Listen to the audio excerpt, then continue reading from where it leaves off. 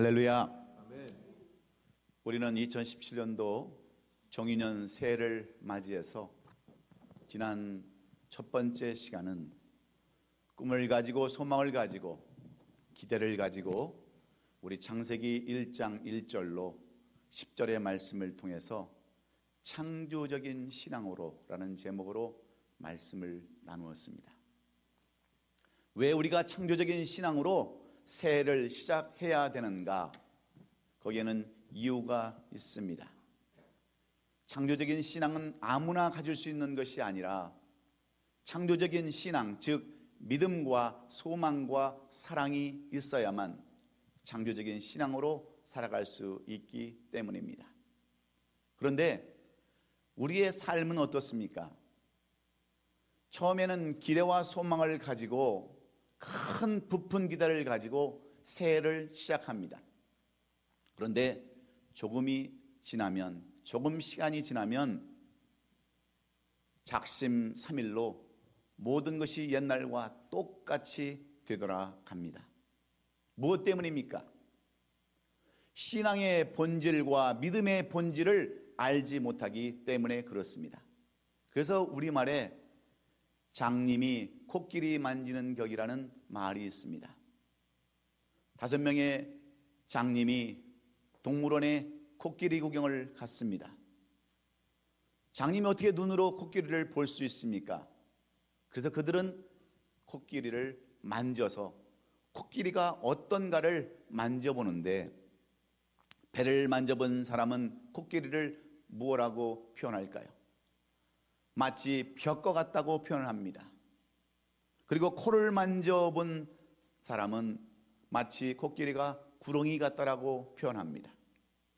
그리고 다리를 만져본 장님은 마치 기둥구 같다라고 이야기도 하고, 귀를 만져본 장님은 부채를 라고 표현도 합니다. 꼬리를 만져본 장님은 밧줄을 것 같다라고 코끼리를 표현합니다. 여러분, 맞는 이야기입니까? 코끼리가 어떻게 벽과 같고 구렁이와 같고 기둥과 같고 부채와 같고 밧줄과 같을 수 있겠습니까? 신앙의 본질도 마찬가지입니다. 우리가 신앙을 제대로 알지 못하면 영적인 장님과 똑같은 삶을 살 수밖에 없기에 우리는 2017년도를 시작하면서 창조적인 신앙으로 시작하자라고 그렇게 새해 첫 예배를 드렸습니다. 그런데 대부분의 사람들이 어떤 마음, 어떤 자세로 살아갑니까? 말씀을 들을 때뿐입니다. 여전히 지난해와 다를 것 없는 똑같은 습관으로 살아갑니다. 그러므로 오늘 우리는 우리에게 주신 이 성경의 맨 마지막 장인 요한계시록 21장 1절로 7절의 말씀을 가지고 새롭게 새해를 시작하는 우리의 자세는 어떤 자세여야 되는가? 오늘 사도 요한이 우리에게 주시는 이 말씀을 통해서 우리는 다시 한번 새롭게 시작하고 또 우리의 자신을 되돌아보면서 마지막까지 승리의 길, 마지막까지 의의 면류관, 승리의 면류관을 받는 그날까지 2017년도 12월 31일 송구영신 예배를 드리는 그날까지 우리 모두 다 승리하는 저와 여러분 될 수 있기를 주의 이름으로 축원합니다. 왜 그렇습니까? 우리가 다름질하는 운동 경기를 보면 모든 사람들이 희망을 가지고 시작합니다. 꿈을 가지고 내가 우승자가 되겠지 하는 기대를 가지고 달려갑니다. 그런데 얼마 가지 않아서 선두가 달라집니다. 양상이 달라집니다. 그리고 운동 경기의 주인공이 달라지는 이유는 무엇 때문입니까? 믿음이 없어서가 아닙니다. 꿈과 소망이 없어서가 아닙니다.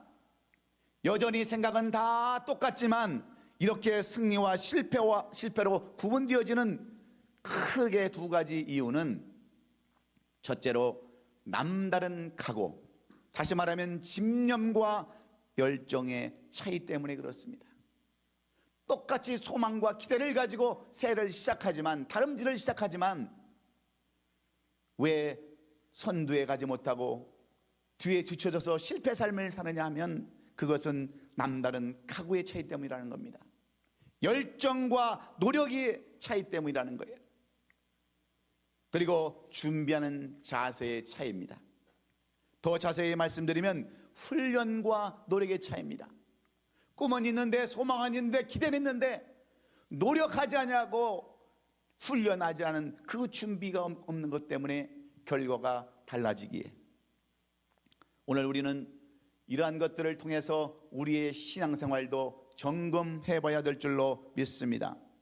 올해는 내가 꼭 이루겠다라고 다짐하며 남다른 각오로 최선을 다해서 준비하는 사람이 있는가 하면 벌써 옛 구습에 젖어서, 습관에 젖어서 작년이나 똑같은 그런 삶을 살아가는 사람들이 있기 때문입니다. 그래서 오늘 우리는 우리에게 주신 이 계시록 21장 17절의 말씀을 통해서 다시 한번 새해를 시작하는 우리의 자세는 어떠한 자세인가? 우리의 삶에 적응해서 모두 다 승리의 삶, 의의 면류관, 오늘 본문 7절의 말씀처럼 나는 그의 하나님이 되고 그는 내 아들이 되리라고 하신 이 말씀을 다 같이 누릴 수 있는 저와 여러분이 되시기를 예수님의 이름으로 축원합니다. 사랑하는 성도 여러분, 우리는 올바른 그리스도인을 구분할 때 여러분들은 대체적으로 어떤 사람을 올바른 그리스도인이라고 여러분은 구분하십니까? 때때로 판단하십니까? 우리는 많은 때에 올바른 그리스도인이라고 그러면 어떤 사람을 이야기합니까?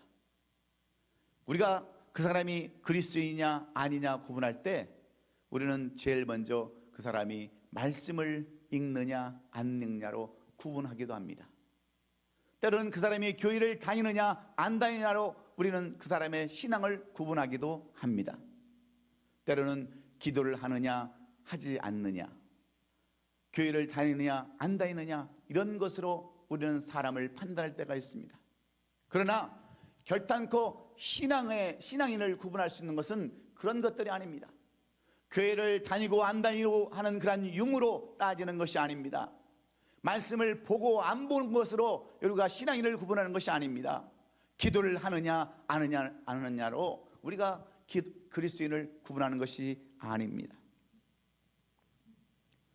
진정한 그리스도인이란 그가 하나님의 말씀에 따라서 어떻게 사는가에 대한 신앙생활의 자세로 구분되어지고 판단되어져야 올바른 방법입니다.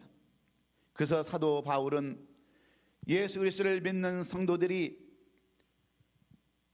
이방인들처럼 아무런 영적 가치도 없는 것들을 찾아서 헤맬 때, 그런 것들을 추구할 때 그들을 향해서 책망을 하면서 뭐라고 말씀합니까? 하나님이 없는 삶, 이방인들과 똑같은 삶을 살아가는 그들에게 습관을 버리고 장로들의 유전을 따르지 말고 올바로 살라고 늘 교훈하는 사도 바울을 우리가 볼 수 있습니다. 우리가 올바른 그리스도로 살아가지 못하는 가장 중요한 이유는 습관을 버리지 못하기 때문에 그렇습니다. 그래서 이 습관이라는 그 단어를 살펴보면 이러한 유래가 있습니다. 유대인들의 지혜서라고 하는 탈무드에 보면 어느 날 유명하고 현명한 랍비에게 제자들이 찾아옵니다. 그래서 선생님께 물어봅니다. 선생님, 습관이란 도대체 무엇을 습관이라고 이야기할 수 있습니까? 묻자 이 현명한 선비는, 그 랍비는 이 제자들을 데리고 동산으로 올라갑니다. 그리고 4가지를 보여줍니다. 첫 번째는 이제 막 싹이 올라오는 풀을 보여줍니다. 그리고 어느 정도 자라서 뿌리가 조금 내린 또 하나의 풀을 보여줍니다. 그리고 조금 더 자란 나무를 보여줍니다. 그리고 이미 자라서 뿌리가 깊은 나무를 보여주면서 제자들을 향해서 그 풀을 뽑아보라고 합니다. 첫 번째 풀 쉽게 뽑혀집니다. 두 번째 풀 쉽게 뽑히고 세 번째 나무도 쉽게 뽑아집니다. 그런데 이미 뿌리를 내리고 이미 자란 그 나무는 제자들이 힘을 다 합해서 뽑으려도 뽑아지지 않습니다. 그 모습을 보고서 이 랍비는 그것이 습관이다라고 이렇게 말했습니다. 습관이란 처음에는 마음대로 조절할 수가 있지만 그 뿌리가 깊이 내리고 자라면 마음대로 못하는 것이 바로 습관이다라고 가르쳐 주었습니다. 그래서 나쁜 습관은 처음부터 다 뽑아버리고 좋은 습관은 이러한 나무처럼 그렇게 자라게 해야 된다라고 교훈했습니다. 그렇습니다. 나쁜 습관은 다 미리 버려버리고 좋은 습관은 잘 길러야 하기 때문에 사도 바울은 에베소 4장 20절에서 에베소 교회와 성도들에게 이렇게 말합니다. 오직 너희는 그리스도를 그같이 배우지 아니하였느니라.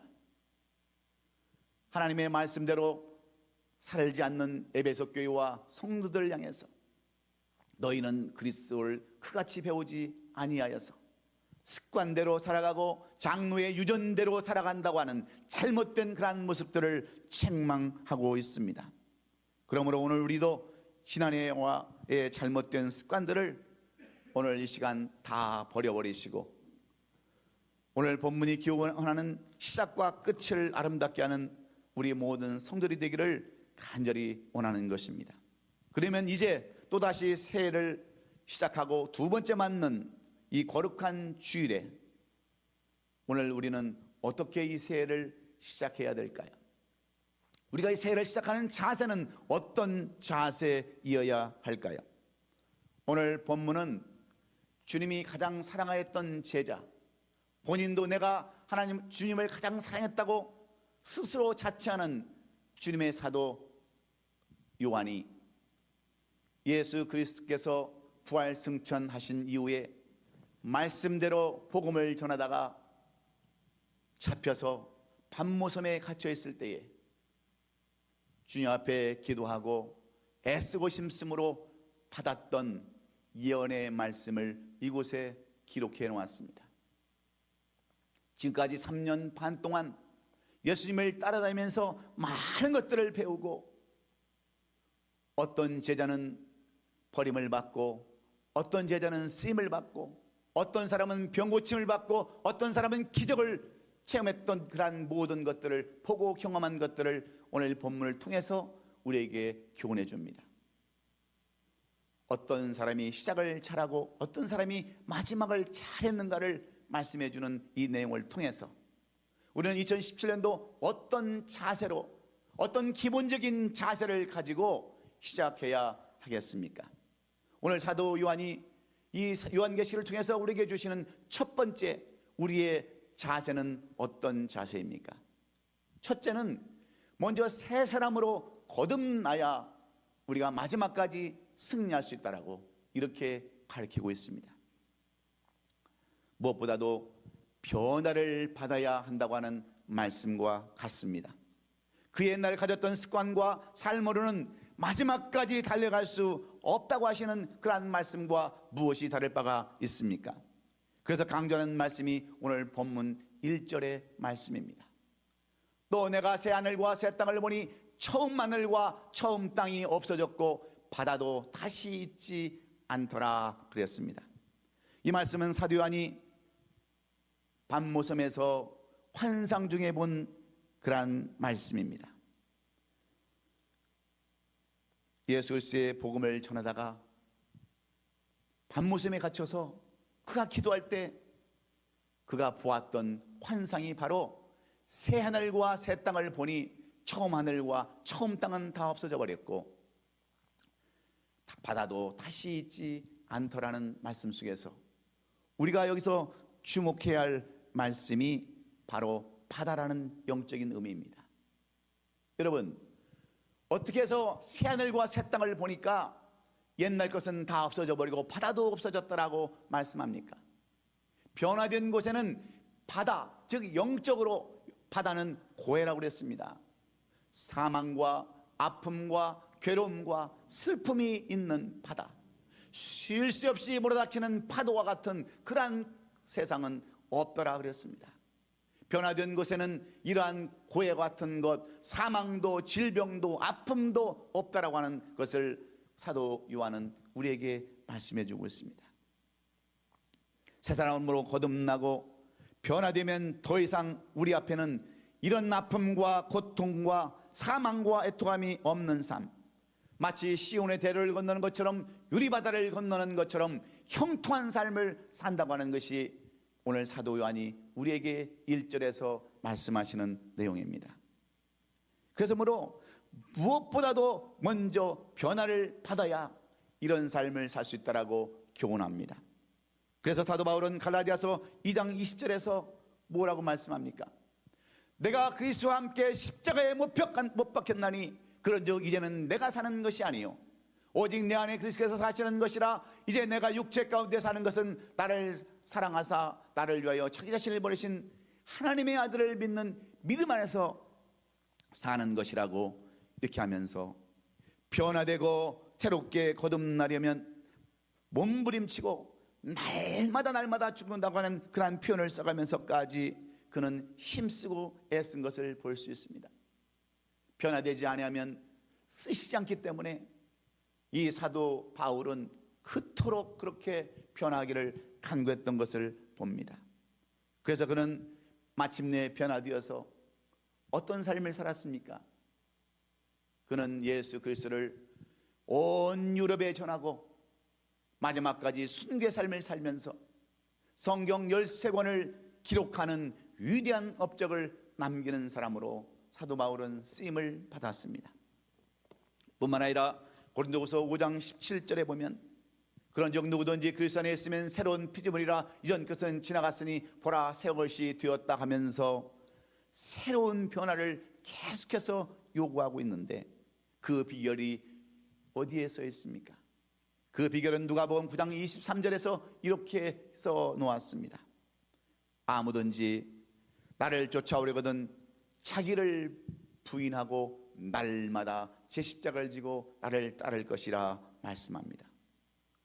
예수 그리스도의 십자가를 같이 짊어지고 변화되어야 거듭나야 되는데 변화되지 않는 것, 이것이 바로 문제입니다.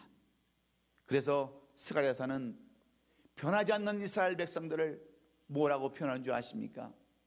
스가랴서 3장 2절에 이는 불에서 꺼낸 그슬린 나무라고 이스라엘 백성들을 그렇게 표현하고 있습니다.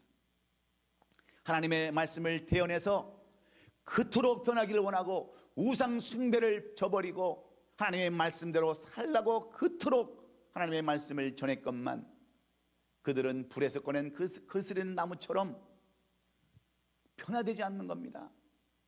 여러분, 나무가 불에 들어가면 같이 타야 되는데 젖은 나무가 어떻게 불에 타겠습니까? 나무가 타지 않으면 여러분 그슬리고 연기밖에 날 수가 없습니다. 우리 그리스도인도 마찬가지입니다. 우리가 성령의 불로 태워지지 않으면 우리는 마치 그슬린 나무처럼 연기밖에 나지 않아서 이웃을 힘들게 하고 주위를 힘들게 하고 어렵게 하는 삶을 살 수밖에 없는데 그 이유는 여러분 우리가 변하지 않기 때문에 그래요. 아무리 말씀을 전하고 말씀대로 살라고 해도 변화되지 않기 때문에 아무런 열매가 없는 것이 아니고 무엇이 있습니까?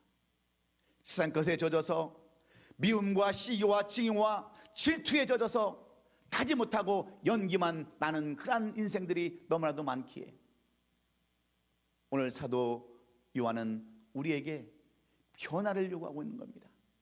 여러분들이 2017년도 마지막까지 힘차게 여러분 달려나가기를 원하신다면 여러분 먼저 내가 변화받고 거듭나야 되는 줄로 믿습니다. 제가 여러 번 예화를 썼지만 새 중에서 가장 오래 살 수 있는 새는 무슨 새라고 그랬습니까? 제가 숱하게 얘기했습니다. 독수리가 오래 삽니까? 매가 오래 삽니까? 여러분 매는 보통 한 40년 동안 삽니다. 그런데 다 오래 사는 게 아니에요.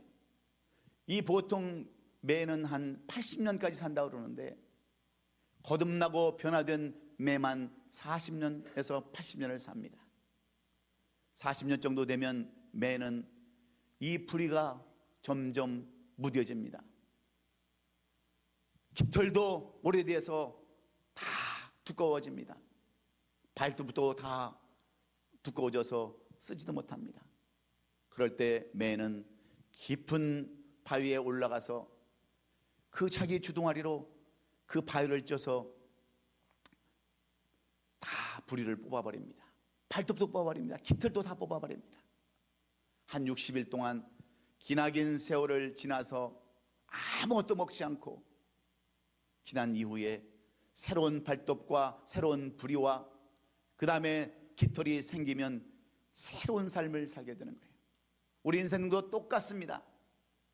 옛 생활, 옛 습관, 모든 관습들을 다 벗어버리고 새롭게 거듭나야 새롭게 사는 것을 여러분 기억하시고, 무엇보다도 변화되겠다고 하는 그러한 자세로 이 한 해를 시작한다고 한다면 그런 사람에게는 반드시 승리의 삶, 아름다운 삶, 오늘 본문 7절에 놀라운 그러한 축복이 임하게 될 줄로 믿습니다.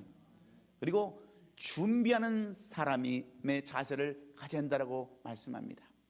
오늘 본문 2절에 보면 또 내가 보매 거룩한 성 예루살렘이 하나님께로부터 하늘에서 내려오니 그 준비한 것이 신부가 남편을 위하여 단장한 것 같더라 그랬습니다. 여러분, 무슨 말씀입니까?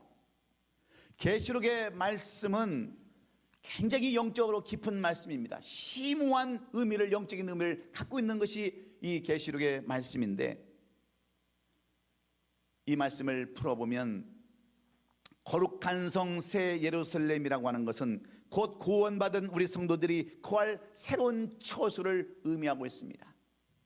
내가 보매 거룩한 성 새 예루살렘이 하나님께로부터 하늘에서 내려온다고 하는 것은 우리에게 새롭게 거처할 새로운 그러한 처소가 준비된다고 하는데, 그 준비된 것은 마치 신부가 남편을 위하여 단장한 것처럼 준비해야 한다고 말씀하고 있습니다. 아무나 다 하나님께서 준비한 구원받은 그런 성도들이 거할 처소에 임하는 것이 아니라 준비된 자만이 그 처소에 거할 것이라고 하는 그런 말씀과 똑같습니다.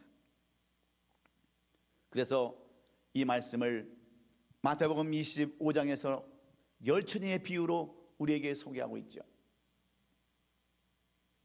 기름을 준비한 5처녀와 기름을 준비하지 못한 5처녀를 비유하면서, 기름을 준비한 5처녀는 신랑이 올 때 함께 혼인잔치에 들어가지만, 기름을 준비하지 못한 그러한 5처녀는 슬피 울며 이를 갈았다고 하는 그러한 내용 속에서 성경은 그들에게 무엇을 말씀하고 있습니까?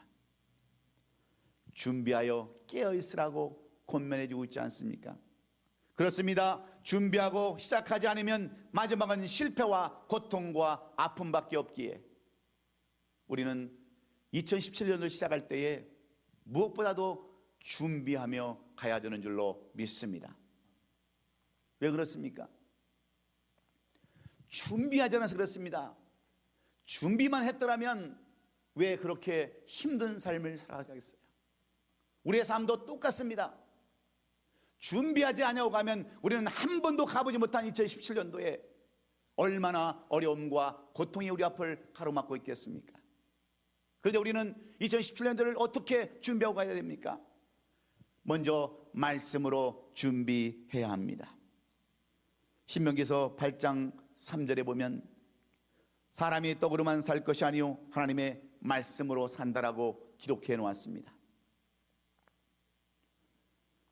우리가 2017년도를 살아갈 때는 다른 것이 중요한 것이 아닙니다.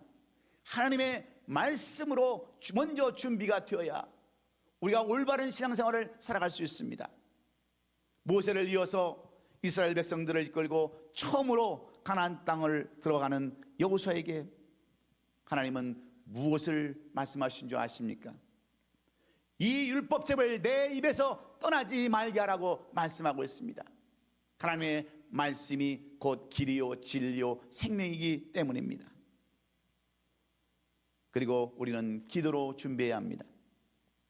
오순절 마가다락방에 모인 120문도는 예수님의 말씀에 따라서 전심으로 기도에 힘썼을 때에 급하고 강하고 바람 같은 소리가 온 집안에 가득하고 불이 혀같이 갈라져서 각 사람에게 임하여 성령 충만함을 받았다라고 기록해 놓았습니다.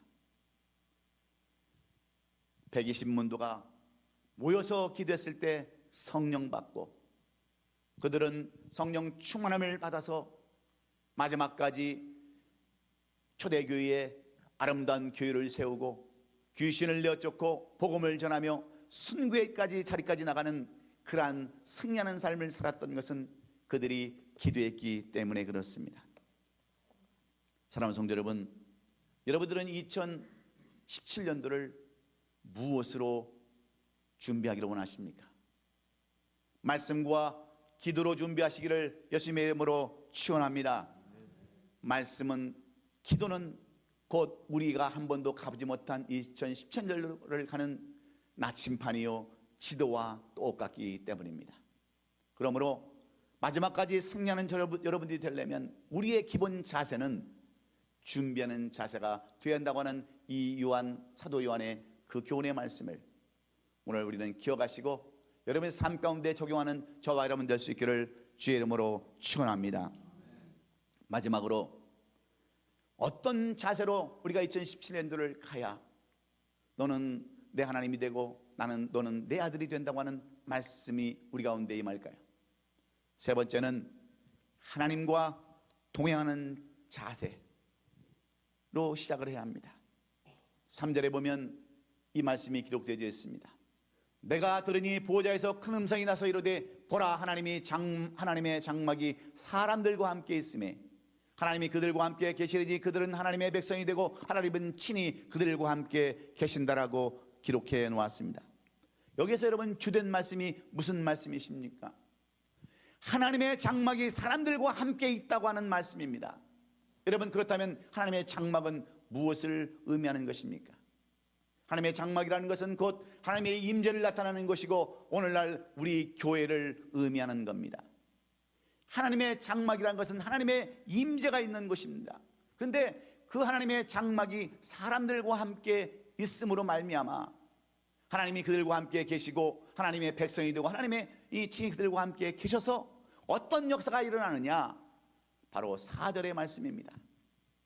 모든 눈물을 그 눈에서 닦아주시니 다시는 사망이 없고 애통하는 것이나 고하는 것이나 아픈 것이 다시 있지 아니한다라고 이렇게 성경은 기록해 놓았습니다.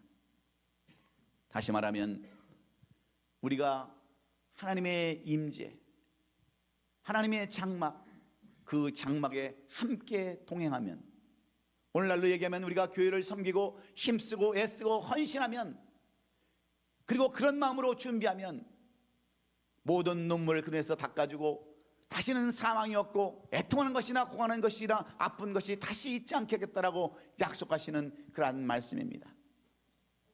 사도 요한은 비록 그 당시는 교회가 없었지만 하나님과의 동행이 얼마나 중요한가를 우리에게 가르쳐주고 있습니다. 우리가 구약 성경을 살펴보면 중요한 두 가지의 사실을 발견할 수가 있는데, 육신이 죽지 않고 승천한 사람을 이야기한다고 한다면 우리는 두 사람을 이야기할 수 있습니다. 누구입니까? 바로 에녹과 엘리야입니다. 그리고 하나님과 동행했다고 하는 사람들을 우리가 찾아보면 우리는 세 사람을 이야기할 수 있습니다. 한 사람은 에녹이고 한 사람은 노아고 또 한 사람은 요셉이라고 이야기할 수 있습니다. 그러면 여기서 죽음을 보지 아니하고 승천한 에녹, 300년 동안 하나님과 동행했던 그러한 에녹을 우리가 살펴보면 에녹은 어떤 사람입니까? 에녹은 뭐 그렇게 나타날 것이 없는 사람입니다. 그는 제사장도 아니고 지도자도 아니고 무슨 문학가도 아니고 그저 평범한 사람입니다. 300년 동안 자식을 낳고 그냥 하나님과 동행한 사람이라고 성경은 기록하고 있는데 왜 하필이면 에녹을 죽음을 보지 아니하고 승천한 사람으로 기록하고 있을까요? 그는 비록 아무것도 가진 것도 없고 나타낼 것도 없는 사람이지만 하나님을 섬기고 하나님 앞에 신실한 모습으로 동행하는 삶을 살았기 때문임을 우리에게 교훈해 주고 있습니다. 여러분, 왜 하나님께서는 다윗을 그렇게 사랑하셨을까요? 그는 왜 내 마음에 합한 자라고 이야기하고 있을까요? 여러분, 우리가 다윗과 사울을 비교해 보면 어찌 보면 다윗이 사울보다 훨씬 더 중한 죄를 지은 사람입니다. 자기 부하의 아내를 빼앗고 죽음에까지 몰아넣은 악독한 사람이 다윗이었습니다. 자기 욕심을 채우기 위해서 자기 아내를 취하고 부하를 죽이는 그런 사람.